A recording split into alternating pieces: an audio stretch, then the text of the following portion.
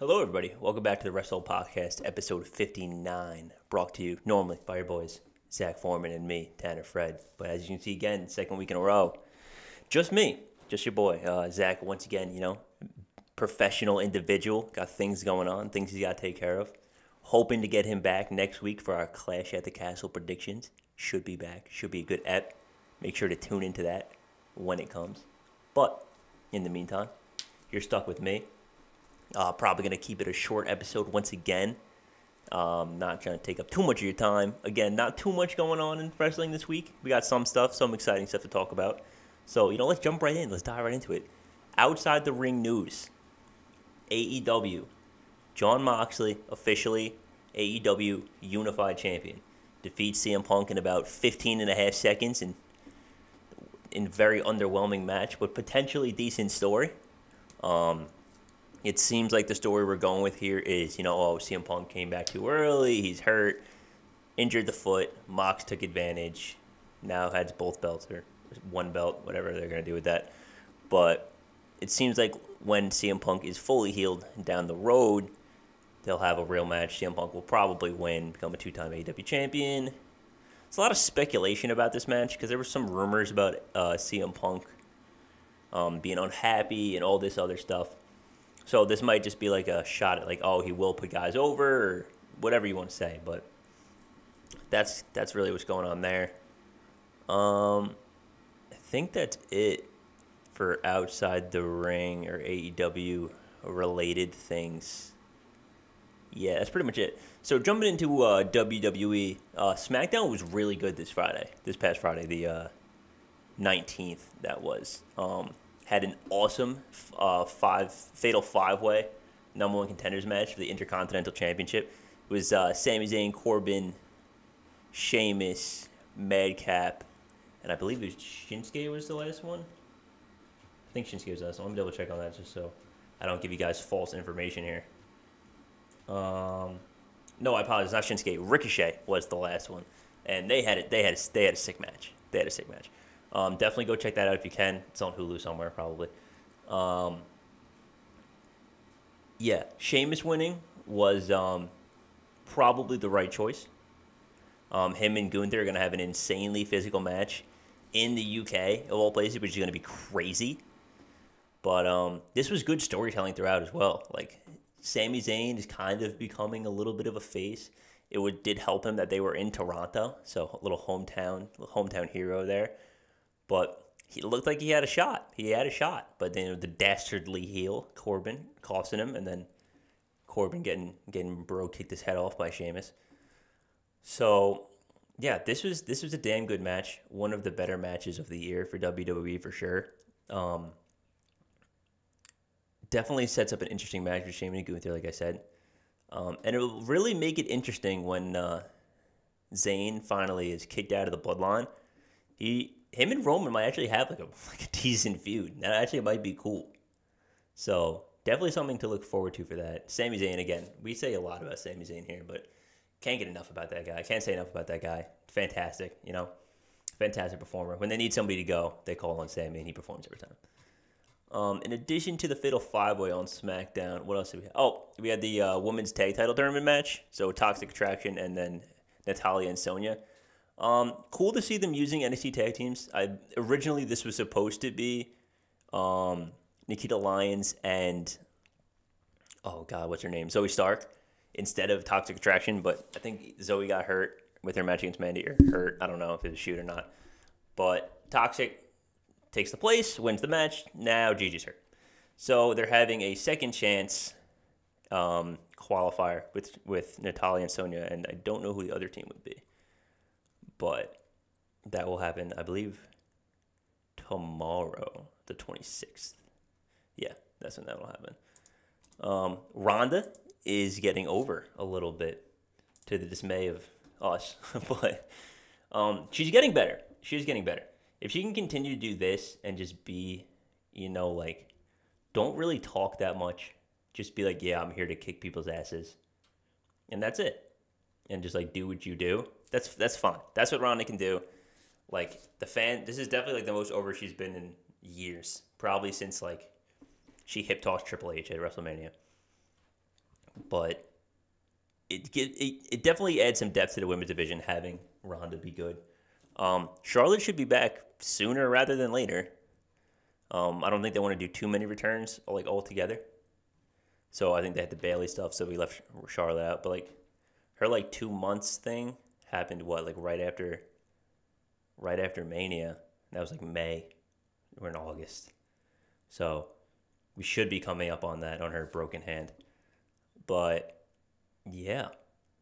Yeah, that was that for the women's stuff.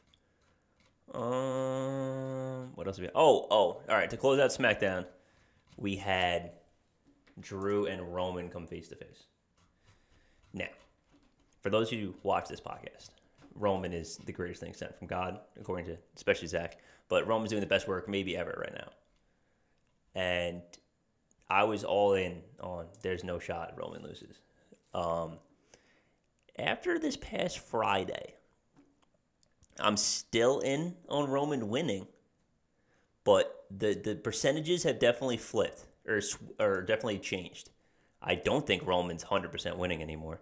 I do think he will win, but I think it's a lot closer than I had initially anticipated. So Drew definitely got a real shot here. We'll see what happens with that tomorrow on SmackDown to see how they progress with that. I think we have 2 more SmackDowns and a Raw before Clash at the Castle. So definitely some story to be told still.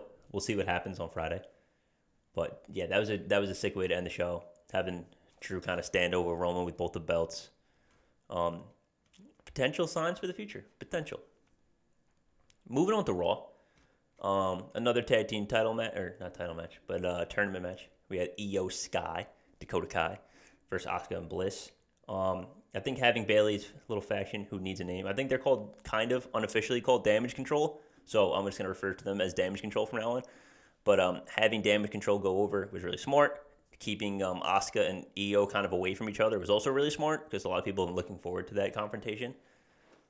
So definitely made that matter more in a singles match at some point when they finally do go.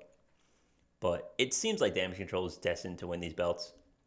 Whether that happens on this Raw, it can't wait. I don't know if it can happen now before the pay-per-view. So the whole thing was that it was going to happen before the pay-per-view. But now I don't think it can because of the injuries and then the second chance. Because there's still Raquel and Aaliyah's team. So it'll probably happen after the pay-per-view. And then I think Sasha and what's her name are coming back. Naomi are coming back. But that's just me personally. That's tinfoil hat guy over here. But I think they're coming back, and then that's going to be the next feud for them. It'll be to unify the women's tag belts. Finn and Ziggler had a sick match. I mean, not much more to say about that. 2 guys that are just sick. They just went. It was good. Just watch it. That's all. What else is notable here on Raw? Of course. The return of Johnny Gargano. Out of nowhere. No rumors. No, tonight's the night. No, nothing. No hints even. Just Johnny's here. And now he's on Raw, which is fantastic. Theory came out. They kind of had, talked about their old times. And Johnny super kicked the crap out of him, which was awesome. So I don't know if that's going to be the right feud. The first feud. But having Johnny on weekly television will be awesome. He's a damn good competitor. And we'll see what happens with that. We'll see what they do with him. But having him back is great.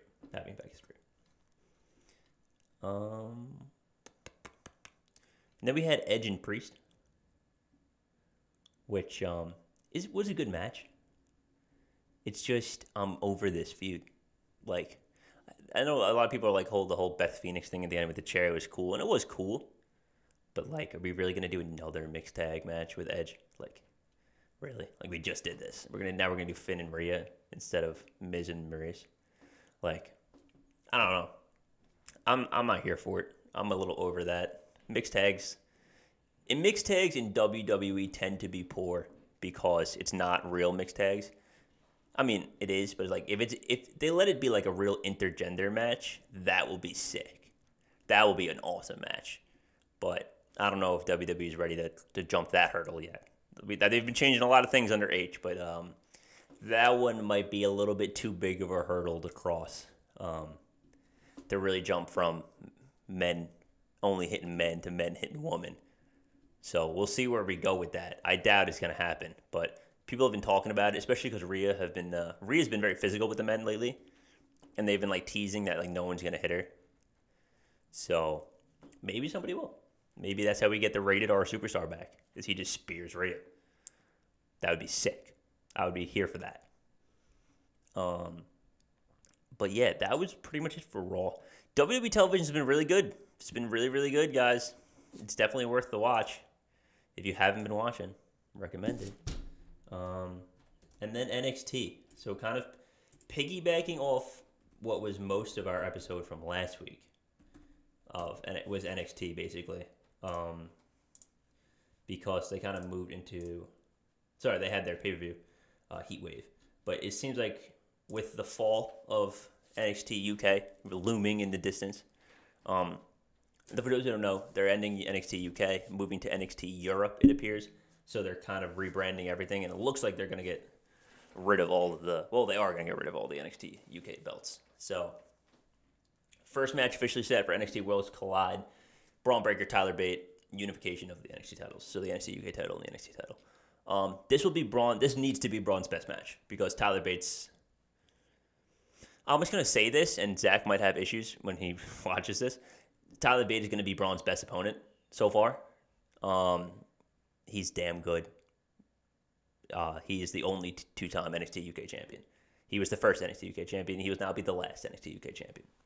So this is a guy that can go, and Braun better bring it. But that'll be the first match. It's a shame Dragunov can't be here, because that'd be cool. That'd be another really good match. But it'll be Bate and Breaker. So it'll be interesting to see what happens with all the UK talent. If all of them just come to NXT, how many get pulled straight to the main roster. That'll be really interesting. But yeah, Bate and Breaker. Then we're going to have...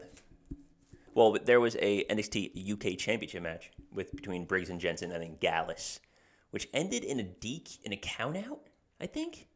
Yeah, ended in a count out, which is stupid because I don't know why have them like do that. Like, it doesn't make sense. Also, because like Briggs and Jensen just aren't UK. I don't even know why they won the belts. Like, that was weird. But Pretty Deadly got involved. It appears as though either Pretty Deadly or Gallus will win the NXT UK titles and then face the Creeds at Worlds Collide. It appears as though that will be the Gallus more than Pretty Deadly. But both now have a story with the Creeds. Pretty Deadly did previously after, winning the Gauntlet and winning the NXT titles. Now Gallus does by attacking the Creeds. So, there was the Grayson Waller effect show, antagonizing Apollo. I don't know. That would be a sick match, but I'm not dying for that feud. The match would be sick, but the feud itself is a little lackluster. Cameron Grimes squashed somebody. Yeah. Indy Hartwell picking up steam because of, I can't think of his name. Dexter Loomis back on NXT. Bringing Index to a close, it appears. Maybe more on the main roster. And whatever WWE is trying to do with Loomis, with him getting arrested and stuff at like every show. So, that'll be interesting. Triple threat for the NXT UK Women's title and NXT Women's title between, what's this girl's name? Blair Davenport, the champion, Satomura, and Mandy Rose. So, I don't know too much about the woman in UK. I'm going to be honest with you. Really don't know too much about them. But from what I've read, this should be pretty good. Mandy's good. We know Mandy's and getting better every match, which is impressive because not a lot of people do that anymore. But I don't know much about this girl, Blair. I don't know much about Satomura. But I don't know. We'll see what happens. People say it's going to be good, so I'll trust people. And I think this is the big story from NXT, personally. Well, I'll get to that at the end, actually. So we had Wendy Chu and Tiffany Stratton closing out the night with a lights-out match. Chu wins. Stratton's good. I think she should get more of a push, but that's just me. The laid out match is weird. So I don't know. That's really what I say. It's kind of just weird. Taylor beat Von Wagner, which is a weird opponent for him because Von Wagner was kind of getting pushed and now he lost. And I mean, there's no shame in losing to the NXT UK champion. But especially if he loses to Braun now, it's a little not great for Wagner. But, we live, we learn. Most people will forget about this by the time that match happens anyway. So, all right. And then I think the notable story from NXT. The Dyads versus the remnants of Legado del Fantasma. And Tony D told them that they need to win no matter what tonight. So the Don already given orders. Not good for Legado, but backstage, match ends. They go outside. Cruz, Joaquin, Electra. Who's waiting for him? The Emperor of Lucha, Santos Escobar. Telling them, come with me. Leave NXT with me. I'll bring us to the promised land. So, it appears, as we've been saying for weeks, months, literally months, it seems it is time for Legado to be called up, which is fantastic. They're a damn good faction. Santos is, I still say, the best wrestler in NXT. I think he's been that for a long time. That might be a hot take, but I'm standing by it. I really think he is, or now was. So we'll see what story there is to tell on the main roster, but that is a hopefully wonderful addition to SmackDown. But yeah, that is really it for this week in wrestling. Like I said, I wanted to keep this one short. Kind of, again, tough to talk to myself for extended periods of time, but I hope this gave you a good update for what's coming for the future. What we got looking forward to Clash at the Castle. I think the matches we have set so far that I know of off the top of my head, I'm not going to look it up. But Drew and Roman, Sheamus and Gunther, the women's 6-woman tag, so the Damage Control versus Bianca, Asuka, and Alexa Bliss, Liv and Shayna Baszler. And I believe that's it for right now. I believe that's all we have set right now. But next week we'll have a more official list. We'll get through our predictions for the show. Hope to have apologize about that. Hope to have Zach back for the show.